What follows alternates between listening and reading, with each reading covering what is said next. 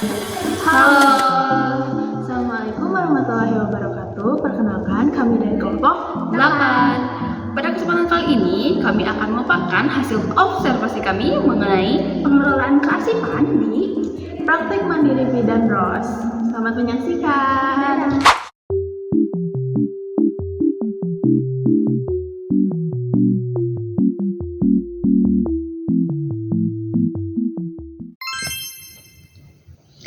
Nah, teman-teman, agenda dari pemaparan hasil observasi kami akan berisikan latar belakang, penelitian terdahulu, konsep dasar kearsipan, sistem penyimpanan arsip, keamanan dan akses arsip, sumber daya pendukung dalam kearsipan, pembahasan hasil observasi, serta yang terakhir adalah kesimpulan dan saran.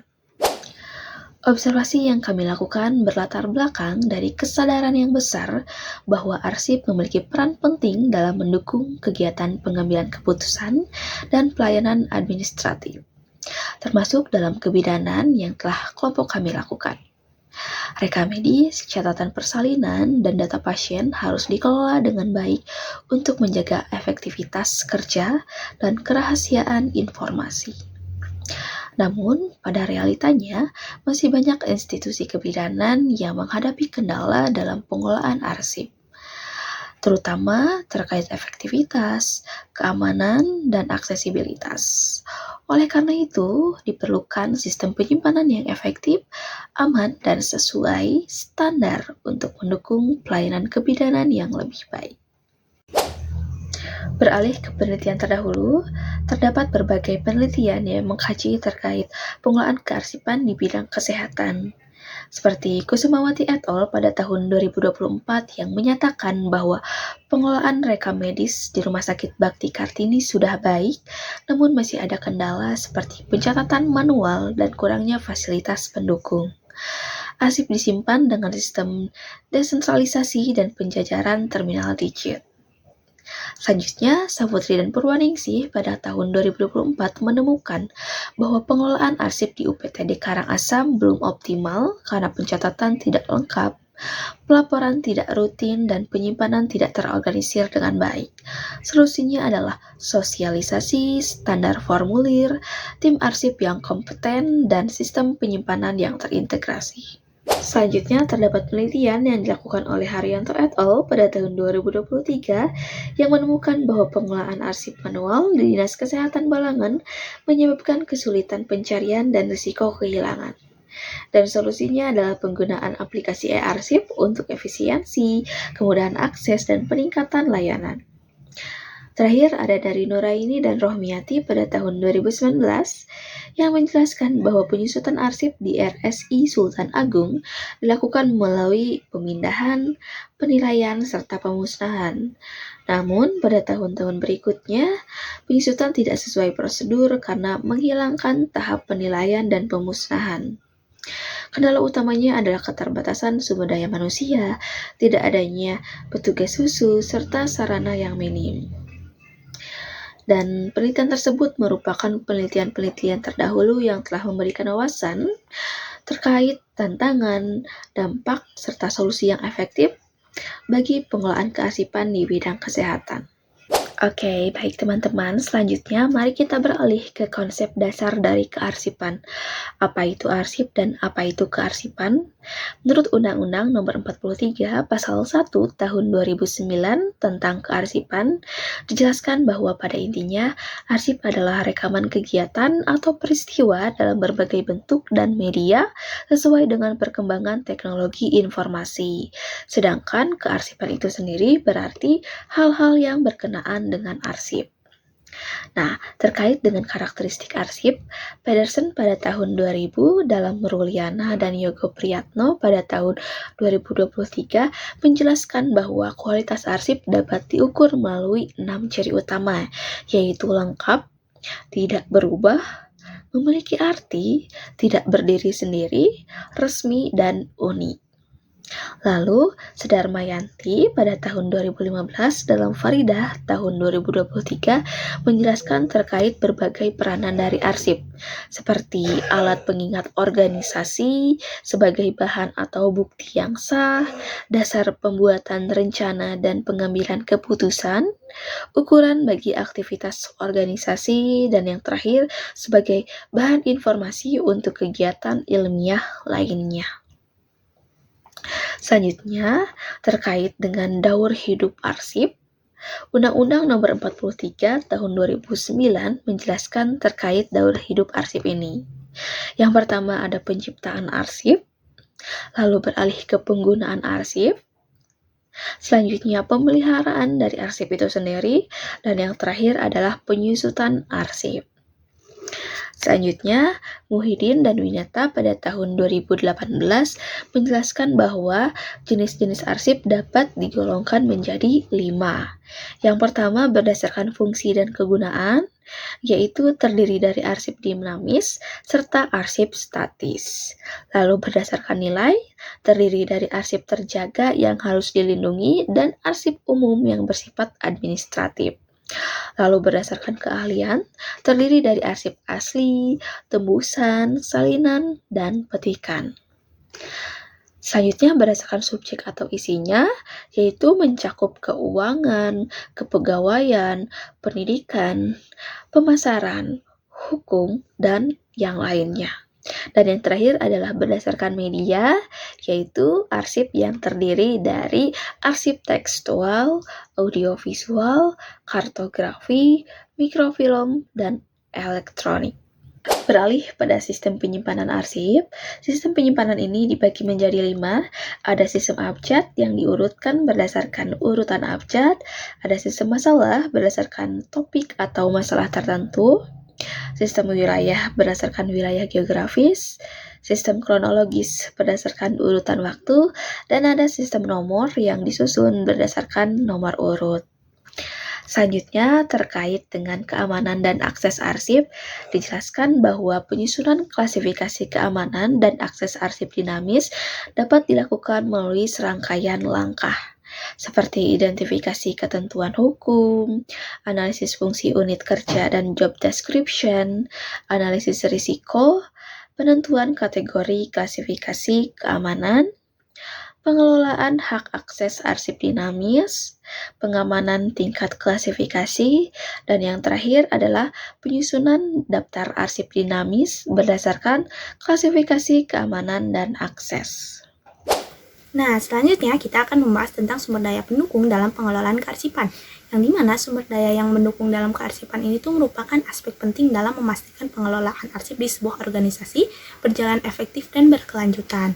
Tanpa dukungan sumber daya yang tepat ini tuh sistem kearsipan bisa menjadi tidak terorganisir, sulit diakses, dan bahkan beresiko rusak ataupun hilang.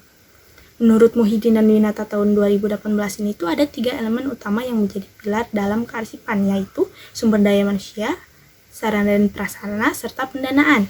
Oke, elemen pertama adalah sumber daya manusia yang memiliki peran penting dalam keberhasilan pengelolaan arsip. Di dalamnya ini tuh termasuk pimpinan, arsiparis, dan staf administrasi. Masing-masingnya itu harus memiliki kualifikasi dan kompetensi sesuai peran mereka. Pimpinan harus memiliki kemampuan manajerial dan pemahaman terhadap aturan kearsipan. Lalu, arsiparis itu harus memahami prosedur kearsipan secara teknis dan profesional. Sementara staf administrasi harus mampu mengelola arsip dan berkomunikasi dengan baik. Nah, yang kedua yaitu adalah sarana dan prasarana yang mendukung kegiatan kearsipan secara fisik. Sarana ini tuh meliputi peralatan seperti rak arsip, lemari dokumen, komputer, dan perangkat lunak. Sedangkan prasarana itu tuh mencakup ruangan penyimpanan arsip yang disesuaikan dengan jenis dan media arsip. Nah, penataan yang baik ini tuh akan memastikan keamanan arsip, kemudahan akses, dan efisiensi dalam pencarian data saat dibutuhkan. Lalu, elemen terakhir itu adalah pendanaan yang menjadi tulang punggung dari keseluruhan sistem kearsipan. Tanpa dukungan anggaran yang memadai, proses kearsipan ini tuh tidak bisa berjalan dengan optimal. Pendanaan dibutuhkan untuk pelatihan SDM, penyediaan sarana, pengamanan arsip, serta edukasi mengenai pentingnya arsip bagi seluruh elemen organisasi. Selanjutnya itu tuh ada profil bidan. Nah, sebagai contoh penerapan praktek mandiri bidan Ros dan Juliani di Jalan Sari Jadi Blok 3 nomor 112 ini tuh merupakan contoh nyata bagaimana prinsip-prinsip kearsipan dijalankan secara baik. Praktek ini tuh melayani berbagai layanan kesehatan seperti pemeriksaan kehamilan, persalinan, KB, imunisasi hingga baby spa. Nah, semua layanan ini tuh didukung oleh dokumentasi medis yang tertata rapi, menunjukkan peran penting sumber daya manusia yang kompeten, serta fasilitas yang mendukung dan sistem kerja yang tertib. Selanjutnya, mari kita masuk ke hasil observasi kami. Yang pertama adalah tentang penyimpanan arsip. Kami menanyakan berbagai macam pertanyaan seperti bagaimana sistem penyimpanan dilakukan, sejak kapan diterapkan, dan bagaimana proses pengarsipannya. Nah, pembahasan mendalam terkait dengan penyimpanan arsip ini akan kami bahas pada slide selanjutnya. Oke, di praktek mandiri bidan Ros dan Juliani ini tuh arsip pasien disimpan di dalam file kabinet. Sebelumnya data pasien dicatat terlebih dahulu di buku harian sebagai catatan sementara. Setiap pasien memiliki arsip tersendiri yang berisi riwayat pemeriksaannya. Sistem klarifikasi arsip didasarkan itu pada jenis layanannya, dengan menggunakan warna berbeda untuk memudahkan pengelolaan, seperti pink ini tuh untuk imunisasi, putih untuk KB, dan kuning itu tuh untuk ibu hamil. Nah, metode ini tuh memudahkan pencarian arsip sesuai kategori layanan yang diberikan, mirip dengan konsep sistem masalah dalam pengelompokan arsip. Nah, lalu sistem pengarsipan manual ini tuh telah diterapkan sejak tahun 1998, namun pada 2015 sistem SOAP mulai digunakan untuk pencatatan data pasien secara lebih terstruktur. Nah, SOAP ini tuh terdiri dari subjektif, objektif, assessment, dan planning, yang membantu tenaga medis ini tuh mencatat informasi pasien dengan lebih rinci dan sistematis. Nah, setelah pelayanan diberikan, data pasien itu tuh dicatat di dalam kartu peserta, kemudian dipindahkan ke arsip utama berdasarkan kategori layanan yang diterima. Nah, dengan sistem ini tuh pengelolaan arsip di praktek mandiri bidan Ros dan Juliani ini tuh menjadi lebih efektif, mempermudah pencarian dan memastikan keamanan serta keteraturan data pasiennya. Oke, lanjut ke aspek keamanan arsip. Nah, kami juga menanyakan tentang bagaimana arsip dijaga serta kontrol akses dilakukan di praktek mandiri bidan Ros dan Juliani ini. Nah, pembahasan mendalam terkait keamanan arsip ini akan dibahas di slide selanjutnya. Oke, dari hasil observasi terlihat bahwa kondisi arsip ini tuh sangat terjaga. Tidak ditemukan arsip yang rusak ataupun usang. Arsip disimpan secara rapi dan diperiksa secara rutin. Nah, akses terhadap arsip sangat terbatas, hanya bidan Ros dan bidan Juliani yang memiliki wewenang untuk mengaksesnya. Ini tuh merupakan langkah penting untuk menjaga kerahasiaan data pasien. Menariknya, mereka ini tuh memiliki kebijakan pemusnahan arsip. Jika seorang pasien tidak datang selama 5 tahun, arsipnya ini tuh akan dimusnahkan dengan cara digunting agar informasi ini tuh tidak bisa dibaca lagi. Nah, setelah itu, nomor arsip dapat digunakan kembali, tapi dengan tahun yang diperbaharui. Nah, kebijakan ini tuh bukan hanya menjaga kerahasiaan data, tapi juga membantu mengurangi penumpukan dokumen. Selanjutnya ke aspek pengelolaan arsip digital, yang dimana kami ini tuh menanyakan sistem yang digunakan di bidang tersebut dan bagaimana cara pengelolaan dari arsip digital. Nah, pembahasan mendalam terkait pengelolaan arsip digital akan dibahas di slide selanjutnya. Oke. Berdasarkan hasil wawancara dan pengamatan, diketahui bahwa hingga saat ini tuh praktik mandiri bidan Ros dan Juliani belum menggunakan sistem manajemen arsip digital atau software rekam medis elektronik yang biasa disebut RME. Hal ini tuh bukan tanpa alasan, terdapat beberapa kendala yang dihadapinya. Salah satunya itu tuh kesulitan dalam mengintegrasikan sistem mereka dengan program Satu Sehat, yakni itu tuh sebuah ekosistem pertukaran data kesehatan nasional yang dikelola oleh Kementerian Kesehatan. Nah, selain itu juga bidan Juliani menyampaikan adanya kekhawatiran terkait keamanan data jika sistem digital digunakan, terutama karena belum adanya jaminan keamanan yang benar-benar meyakinkan di tingkat praktek mandiri. Nah, namun demikian, meskipun pencatatan arsip di tempat praktik masih dilakukan secara manual, praktik bidan Ros dan Juliani ini tuh sudah melaporkan data pasien secara digital ke puskesmas setiap bulannya. Nah, data tersebut tuh kemudian dimasukkan ke sistem RME di puskesmas sehingga mereka dapat tetap berkontribusi dalam proses digitalisasi layanan kesehatan. Lalu selanjutnya adalah hasil observasi mengenai tantangan di bidan Ros. Apa saja tantangan yang dihadapi dalam pengelolaan arsip ini? Yang kedua, apakah ada masalah dengan aksesibilitas atau pemeliharaan arsip yang sudah lama? Jadi, tantangan dalam pengelolaan arsip di Bidan ROS adalah kesulitan menginput data ke dalam sistem digital. Bidan Juliani berpendapat bahwa dirinya kesulitan untuk beradaptasi dengan sistem yang lebih modern. Hal ini merupakan penyebab arsip di Bidan ROS masih dilakukan secara manual. Selain itu, Bidan Juliani juga masih belum memiliki kepercayaan penuh pada sistem berbasis komputer karena pada saat ini sangat banyak berita mengenai kebocoran data. Tidak ada kendala untuk pemeliharaan arsip lama karena kebijakan yang dimiliki Bidan ROS memudahkan segalanya. Yang selanjutnya adalah mengenai keamanan dan kerahasiaan arsip di Bidan ROS. Bagaimana keamanan dan kerahasiaan arsip dijaga? Apakah ada upaya untuk mencegah penyalahgunaan informasi pasien? Bidan ROS sangat menjaga kerahasiaan data pasien. Salah satu caranya adalah membatasi akses arsip di mana akses hanya diberikan pada Bidan Juliani dan ibunya yaitu Bidan ROS. Selain itu, kebijakan pemusnahan di Bidan ROS juga menjadi cara menjaga kerahasiaan data pasien. Cara yang dilakukan di Bidan ROS ini terbukti dapat mencegah data pasien disalahgunakan atau bocor ke pihak luar. Lalu selanjutnya adalah hasil observasi mengenai staf khusus di Bidan ROS. Lalu ada beberapa pertanyaan yang kita tanyakan. Yang pertama ada apakah ada staf khusus yang mengelola arsip? Yang kedua, apakah staf yang menangani arsip mendapatkan pelatihan khusus dalam manajemen arsip? Lalu yang terakhir adalah apa saja sumber daya yang dibutuhkan untuk meningkatkan sistem pengelolaan arsip? Nah, untuk menjawab pertanyaan tersebut, kami sudah rangkum di pembahasan yaitu di next slide. Jadi, pengelolaan arsip di Bidan ROS tidak memiliki staf khusus yang bertanggung jawab dalam administrasi arsip. Hal ini terjadi karena pasien yang semakin berkurang sehingga tidak perlu menambah tenaga kerja. Semua tanggung jawab pengelolaan arsip dilakukan oleh Bidan Juliani dan ibunya yaitu Bidan ROS. Untuk memahami prinsip dasar pengelolaan arsip lebih dalam, Bidan Juliani mengikuti pelatihan manajemen kearsipan yang diselenggarakan oleh Ikatan Bidan Indonesia atau yang disingkat IBI. IBI secara rutin menyelenggarakan pelatihan dan workshop untuk meningkatkan keterampilan praktis bidan. Kesimpulannya adalah, arsip memiliki peran strategis dalam mendukung operasional dan pengambilan keputusan melalui fungsinya sebagai bukti kegiatan, alat pengingat, serta sumber informasi yang sah.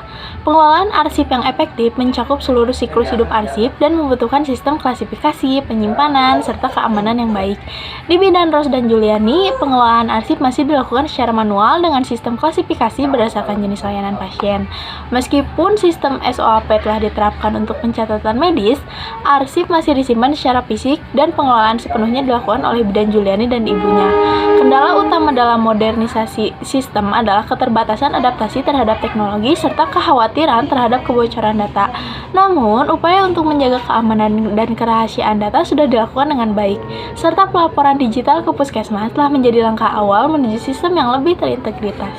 Lalu ada saran yang pertama, melakukan digitalisasi arsip pasien aktif untuk memudahkan pencarian dan pelaporan data. Yang kedua, secara bertahap mengadopsi sistem manajemen arsip digital atau software rekam medis elektronik RMA yang aman dan sesuai kebutuhan praktik mandiri. Yang ketiga, mengikuti pelatihan tambahan tentang teknologi informasi dan sistem digital, terutama terkait manajemen arsip dan perlindungan pasien. Yang keempat, berkonsultasi dengan ahli atau pihak puskesmas mengenai langkah pengamanan data digital untuk mengatasi kekhawatiran kebocoran informasi. Yang kelima, melakukan evaluasi rutin terhadap sistem pengelolaan arsip untuk menilai efektivitas dan kesiapan beralih ke sistem digital sepenuhnya.